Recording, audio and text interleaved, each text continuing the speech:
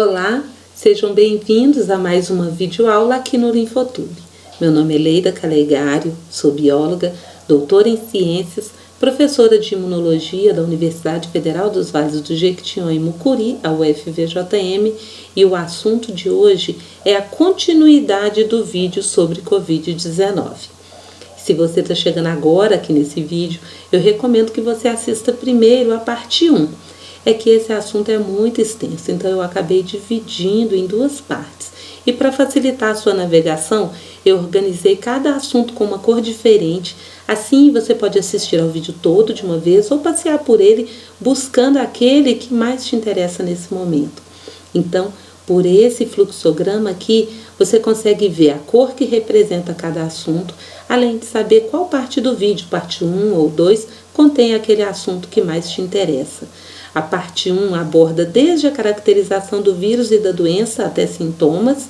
Já a parte 2 aborda desde o problema dos coágulos até o isolamento social, onde você vai ver se o isolamento social aqui no Brasil está funcionando ou se não está. Em cada tela eu coloquei uma tarja embaixo com a respectiva cor. Desse jeito, pela cor dessa barrinha aí embaixo na tela, você vai conseguir comparar com a cor da caixinha no sumário e aí vai fazer uma melhor navegação encontrando o tema do seu interesse mais rapidamente. Então vamos lá, né? No vídeo anterior, a gente viu quais são os principais sintomas na Covid-19. Agora, a gente vai ver que um outro grave problema que acomete os doentes da Covid-19 é o risco do desenvolvimento da trombose. A coagulação é um processo normal que ocorre no sangue para evitar a perda descontrolada. Então, quando a gente se corta, é a coagulação que faz o sangue estancar e parar de vazar. O problema é quando o sangue coagula, formando microtrombos, pedacinhos minúsculos de coágulos que se deslocam nos vasos sanguíneos e vão causar problemas nos pulmões, cérebro, rins, fígado. Diversos trabalhos realizados em pacientes graves da Covid-19 demonstraram um estado hipercoagulável que levava à trombose. A formação desses coágulos e a consequente trombose leva casos simples da doença a se transformarem em casos graves muito rapidamente. E é esse um dos principais problemas, né, na Covid-19. Esses coágulos eles podem se formar nos pulmões, coração, cérebro, fígado, rins, podendo levar a quadros de embolia pulmonar, infarto, acidente vascular encefálico e também amputações. Bom, e em relação à resposta imunológica, né? A resposta imune ela é fundamental no combate às infecções, como a gente já viu em vídeos anteriores. Porém, a resposta imune exacerbada, descontrolada, ela pode levar ao agravamento da doença. Quando ocorre a interação spike, aquela proteína do vírus, e a ECA2, o vírus é puxado para dentro da célula humana, libera o seu material genético, que é um RNA de fita simples, e induz as nossas células a fazer cópias dele, né? Então, as nossas células são usadas para fazer cópias do vírus. Nesse momento, o sistema imunológico é ativado, já que essas substâncias virais dentro das nossas células são reconhecidas como PAMPs, como padrões moleculares associados aos patógenos, né? E esse reconhecimento é feito por receptores das nossas células, os chamados receptores de reconhecimento de padrões. Então, nossas células imunes desencadeiam uma resposta imunológica, produzindo várias citocinas que estimulam a inflamação. E a desregulação do sistema imunológico leva à geração da tempestade de citocinas. E os primeiros sintomas de uma tempestade de citocinas são febre muito alta, vermelhidão, inchaço, vômito, fadiga, né? E esse é um quadro muito grave que pode levar à morte. Felizmente, não é a situação mais comum, mas como não dá para prever quem vai desenvolver a tempestade de citocinas e quem não vai, isso se torna um problema na Covid-19. Então, resumindo, o vírus SARS-CoV-2 infecta as células do nosso corpo, primeiramente as células do trato respiratório superior, mas também as células imunológicas. Dentre essas células imunológicas infectadas estão os neutrófilos. A infecção do neutrófilo é importante porque essa célula tem papel crucial na estimulação da resposta imunológica. O vírus, ao usar as nossas células para a sua reprodução, acaba levando à morte de muitas das nossas células, o que leva à inflamação, que é uma causa, da pneumonia evidenciada nos casos da Covid-19. Bom, e em relação à taxa de letalidade e de mortalidade? Inicialmente, a gente esperava uma taxa de letalidade de 2 a 3% na Covid-19. Entretanto, nós temos visto números muito superiores. A letalidade, na verdade, representa a quantidade de pessoas que morreram em decorrência de terem contraído o vírus, ou seja, dentre os doentes, quantos morreram? Essa é a taxa de letalidade. Esse número é importante porque ele nos mostra, ele nos dá uma noção do potencial de agressividade do vírus, A taxa de letalidade do vírus em 24 de maio de 2020 foi estimada aqui no Brasil em 6,2%. Acredita-se que isso esteja ocorrendo em razão de um aumento da virulência do micro-organismo, mas também em decorrência da limitação do número de leitos, do desconhecimento da doença, da inexistência de tratamento específico e da fragilidade da população frente a uma nova doença que é desconhecida pelo sistema imunológico, Eu chamo a atenção nesse gráfico para as altas taxas de mortalidade identificadas nas regiões norte, nordeste e sudeste do Brasil, principalmente no norte.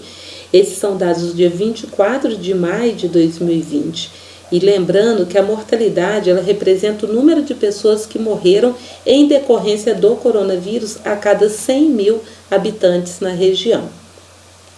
Bom, e quanto ao tratamento, O tratamento na Covid-19, ele é um tratamento essencialmente de suporte, incluindo ingestão suficiente de líquidos, de calorias, suplementação adicional de oxigênio, já que ainda não existe um antiviral específico para o tratamento da Covid-19.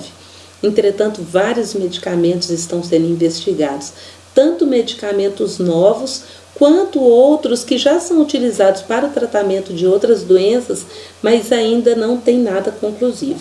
O fato é que o controle da resposta inflamatória na Covid-19 pode ser tão importante para o enfrentamento da doença quanto as terapias antivirais. Bom, foram relatados trabalhos demonstrando que o uso de um medicamento utilizado no tratamento de malária e também no tratamento de doenças autoimunes chamado de cloroquina, bem como o seu análogo chamado de hidroxicloroquina, tenham inibido o SARS-CoV-2. Foi relatado, inclusive, que o uso da hidroxicloroquina associado com a azitromicina geraria uma resposta mais efetiva. Entretanto, esses trabalhos eles foram feitos utilizando um número muito pequeno de pacientes e outros trabalhos foram feitos in vitro, em laboratório, Por isso, não deveriam ser usados no tratamento de doentes por Covid-19 antes da comprovação da eficácia.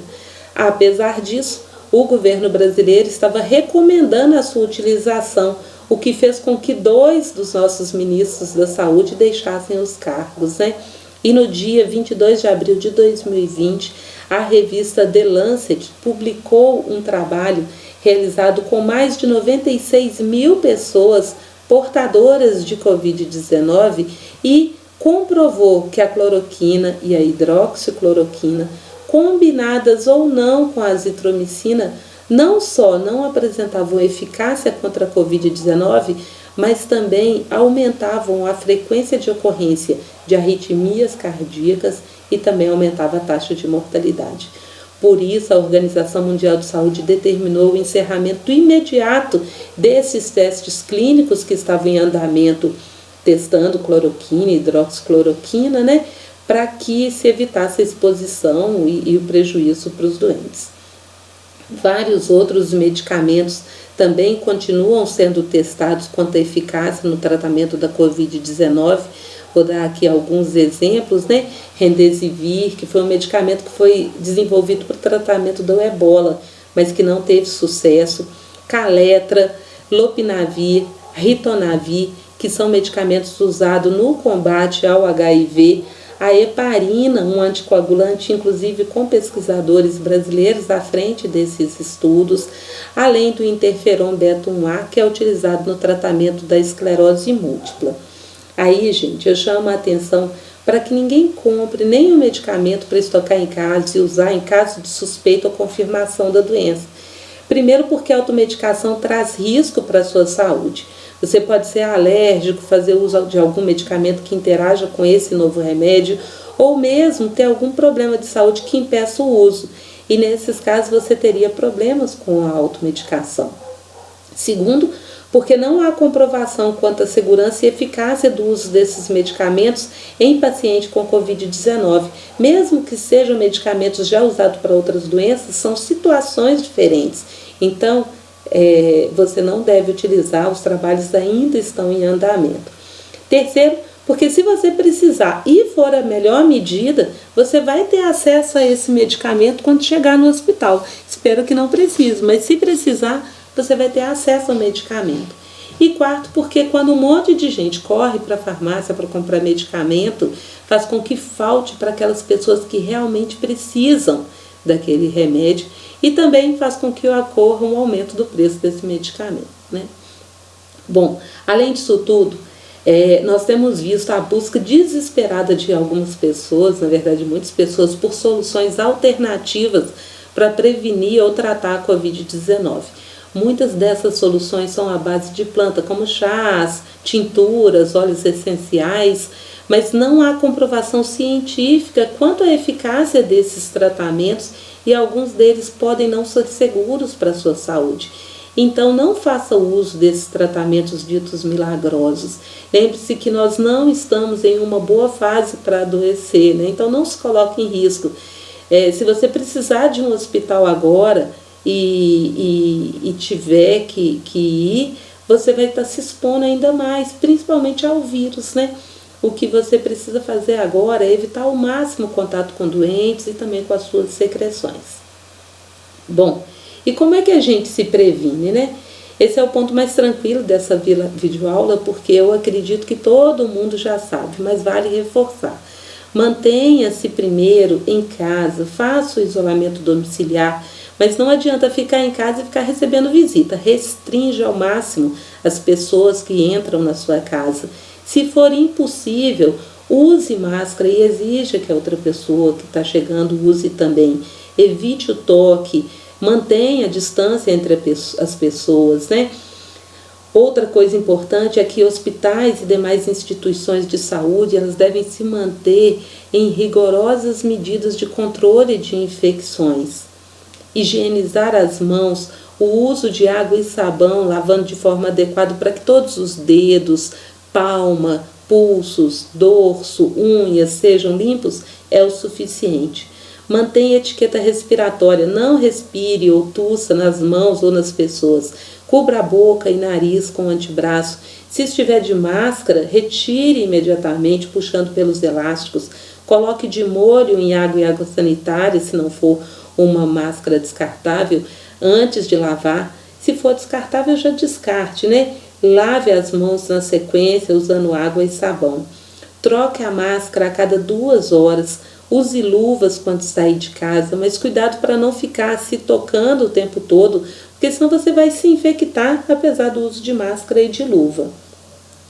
Use água com água sanitária ou então álcool 70% para desinfetar objetos. Não traga compras para dentro de casa sem antes fazer a desinfecção. E caso você não tenha sintomas da Covid-19, só vá a hospitais e postos de saúde se for extremamente necessário.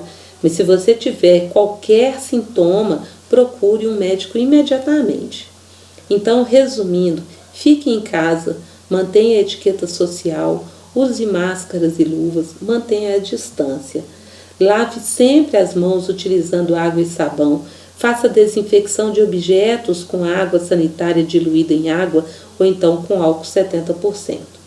Bom, e como é que a gente consegue fazer para aumentar a imunidade, já que ela é tão fundamental para a proteção, né, do nosso corpo?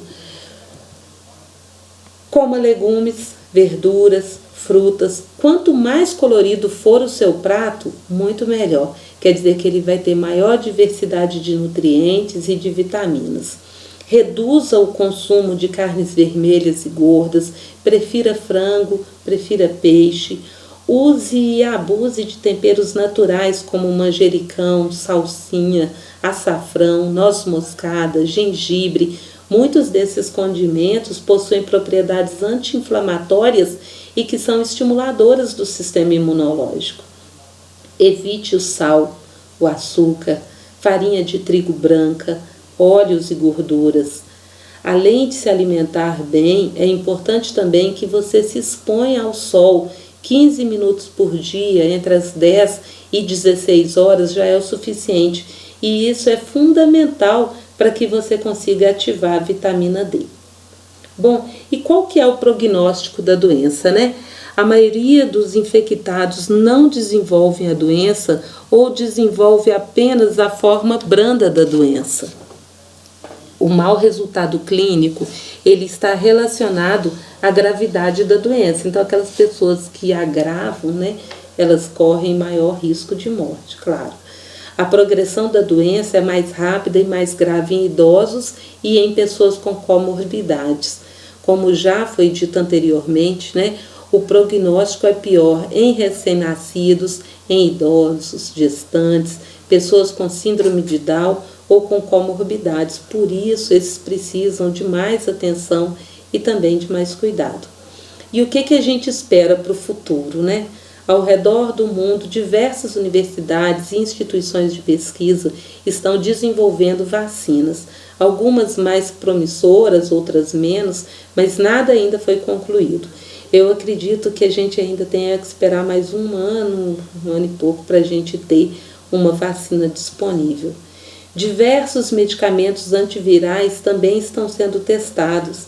Apesar da sua diversidade, os vírus da família coronavírus, eles compartilham muitas proteínas entre espécies diferentes, o que é útil para o desenvolvimento de novos medicamentos.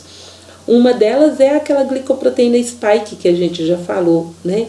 Ela então é um alvo potencial para o desenvolvimento de vacina e também para o desenvolvimento de medicamentos. Na verdade, a identificação de uma proteína essencial, né, uma proteína que seja fundamental para a sobrevivência do vírus é o ideal, porque se a proteína é essencial para a sobrevivência, então o vírus não vai ficar fazendo mutação nela. Então isso aumenta a eficácia, o tempo, né, de eficácia de um medicamento, como por exemplo os anticorpos monoclonais.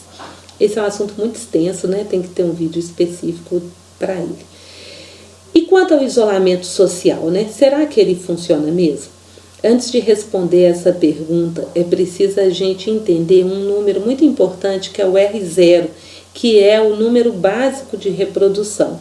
Esse número mede o potencial de transmissão de um micro-organismo e ele pode nos ajudar a entender quais são as perspectivas frente a uma nova doença, como é o caso da Covid-19.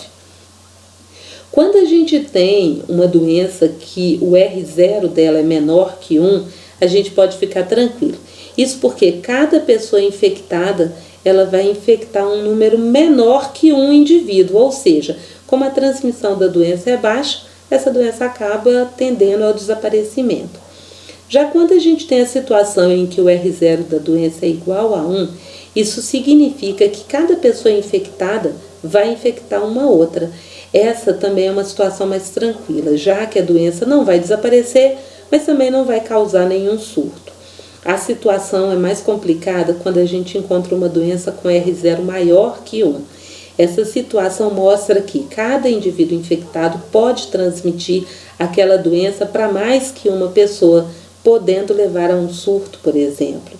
A Organização Mundial de Saúde estimou o R0 da Covid-19 em 2,5. E esse é um número muito alto, né? mostrando que cada pessoa infectada pode transmitir a doença para outras 2,5 pessoas. Não é uma situação tão grave quanto o do sarampo, por exemplo, que o R0 é 15, mas é um número alto. Esse número nos mostra, então, que a Covid-19 não é uma doença que vai ser contida facilmente e também que ela não vai desaparecer sozinha com o passar do tempo. Então, a gente tem que se cuidar. Eu montei aqui uma estimativa do que isso representa. Como a R0 da Covid é 2,5 e não existe meia pessoa, eu fiz a projeção começando com 8 pessoas infectadas, assim dá para a gente ter uma noção melhor da situação. Então, se eu começo analisando 8 pessoas infectadas, a projeção é que em 5 dias eu tenha outras 20 pessoas infectadas. E esse número vai passar para 3.248 pessoas em apenas 30 dias. Entretanto, se essas pessoas contaminadas se isolarem, mesmo que parcialmente, esses números tendem a melhorar. Veja essa situação quando as pessoas reduzem em 50% o seu contato com outras pessoas. Nessa situação, em 5 dias, essas 8 pessoas infectadas podem infectar outras 10 e em 30 dias elas podem infectar outras 120 pessoas. E se essas pessoas infectadas forem ainda mais cuidadosas e reduzirem em 75% o contato com outras pessoas? Olhem só o que acontece. Aquelas 8 pessoas infectadas no início, elas passam a infectar em 5 dias outras 5 pessoas e em 30 dias esse número é de 20 pessoas. A diferença é muito grande. Então, na situação inicial, em que eu poderia ter 3.268 pessoas infectadas a partir daquelas 8 iniciais, nós passamos para uma situação de 25 pessoas infectadas a partir daquelas 8 iniciais. A questão aqui é que a pessoa infectada fica por muito tempo sem saber que está com o vírus. Lembra que a gente falou lá no início de período de incubação da doença e que ele é de cerca de 14 dias? Então, nesse período, a pessoa não tem nenhum sintoma. E é por isso que o isolamento de todo mundo é tão importante. Tendo ou não sintoma, é fundamental que a gente restrinja o contato com outras pessoas, para que a gente não pegue e também que a gente não passe o vírus para outras pessoas. Esses, porém, são dados calculados são números calculados a partir de uma estimativa feita pela Organização Mundial de Saúde. Agora eu vou apresentar aqui números reais do Brasil frente a essa pandemia. Esse primeiro gráfico, então, ele mostra o número de casos confirmados de Covid-19 no Brasil. São essas bolinhas pretas, estão mostrando o número de casos confirmados, e também o número de mortes, são essas bolinhas vermelhas, né? Esse registro traz desde o primeiro caso ocorrido no Brasil, em 26 de fevereiro de 2020, até os dados do dia 13 de maio de 2020. Cada bolinha representa a quantidade de casos ou de mortes ocorridas em um único dia. Observem como o número de casos vem aumentando de forma assustadora. Como o número de casos confirmados é muito grande, dá a falsa impressão de que o número de mortes é pequeno ou que ele está estabilizado. E isso não é verdade. Eu coloquei nesse outro gráfico aqui só o número de mortes, de óbitos separados, né? E aí a gente vê que esse aumento está acontecendo de forma muito expressiva. Nesse outro gráfico, a gente pode observar a quantidade de casos acumulados, ou seja, o total de casos e também o total de mortes ocorridos desde o primeiro caso no Brasil. Hoje, dia 25 de maio de 2020, esses números já aumentaram muito. Assim como na situação anterior, eu separei aqui para vocês o número de mortes acumuladas nesse gráfico, para que a gente possa ver que esse número vem aumentando de forma muito expressiva. São muitas pessoas que a gente está perdendo para essa pandemia, né? Já nesse gráfico aqui, a gente pode observar uma mudança na taxa de crescimento do número de casos confirmados e também uma mudança na taxa de crescimento do número de óbitos quando avaliados. A gente avaliou aqui o período de 26 de fevereiro até 13 de maio de 2020. E aí a gente percebe que houve uma redução na inclinação das retas entre março e abril, meados de março, começo de abril, o que coincide com o início do período de isolamento social. Observe em preto a diferença no número de casos de Covid-19 na situação atual, né, que a gente está tendo um isolamento, mesmo que ainda não seja o que é necessário, né, mesmo que a gente ainda veja pessoas andando nas ruas, mas a gente está tendo um pequeno isolamento, né, e o número que a gente teria de casos, caso a gente continuasse com a mesma tendência de crescimento anterior, sem o isolamento. Percebam a diferença, o número é muito grande. Em vermelho aqui, a gente consegue ver a diferença entre o número de mortes na situação atual, com isolamento, e o número de mortes caso a gente tivesse com aquela taxa de crescimento anterior, sem o isolamento. Observem a diferença. Ou seja, o isolamento ele está dando efeito, mas o número de casos e de mortes ainda é muito grande. É fundamental que a gente continue com o isolamento e que intensifique, que realmente leve a sério, que se proteja, que a gente tome as outras ações também de segurança que já foram ditas antes. Cuide-se, proteja-se a si mesmo e também as pessoas que estão ao seu redor. E se você tiver algum dos sintomas que a gente falou anteriormente, incluindo problemas respiratórios, procure imediatamente atendimento médico. Gente, a situação é bem grave. Em 24 de maio de 2020, de acordo com painéis publicados pelo Ministério da Saúde do Brasil e também pela Universidade Johns Hopkins, que está fazendo um levantamento diário, a publicação desses números em todo o mundo, né? O Brasil já tem acumulado 363.211 casos, 22.666 óbitos. Esses números tristemente colocam o nosso país em segundo lugar mundial em número de casos e em sexto lugar no mundo em número de mortes. A gente está perdendo muita gente nessa pandemia. É preciso intensificar o isolamento, é preciso que a gente se cuide, né?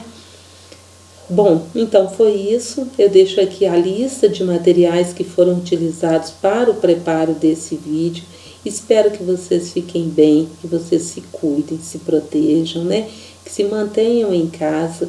Se você gostou desse vídeo, se inscreva no canal, deixa seu comentário, clique no like, ative o sininho para receber notificações quando ocorrerem novas postagens e recomende esse vídeo, assim como a parte 1, para os seus amigos.